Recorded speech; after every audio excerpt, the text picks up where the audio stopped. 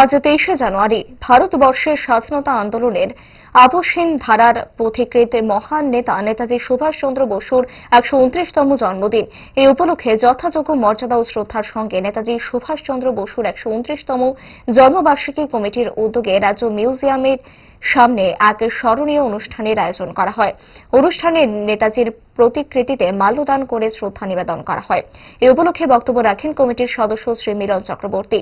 তিনি তার বক্তব্যে নেতাজির দেশপ্রেম, ত্যাগ ও আপসহীন সংগ্রামের আদর্শ নতুন প্রজন্মের কাছে তুলে ধরার উপর গুরুত্ব আরোপ করেন।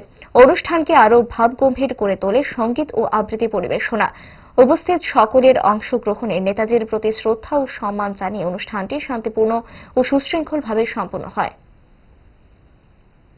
আজ আমরা বীর বিপ্লবী তথা ভারতবর্ষের স্বাধীনতা আন্দোলনের অন্যতম প্রতিকৃত নেতাজি সুভাষচন্দ্রের 130তম জন্মদিনটি যথাযোগ্য মর্যাদার সাথে নেতাজি জন্ম শতবার্ষিকী 125তম বর্ষ উদযাপন কমিটির উদ্যোগে দিনটিকে উদযাপন করছি।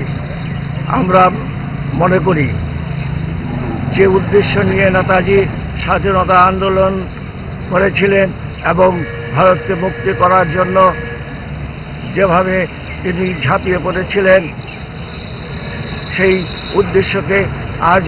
উদ্দেশ্য আজও সফল হয়নি এবং তার জন্য নেতাজি মতন বীর বিপ্লবী যারা আছেন তাদের বিশেষভাবে স্মরণ করা উচিত।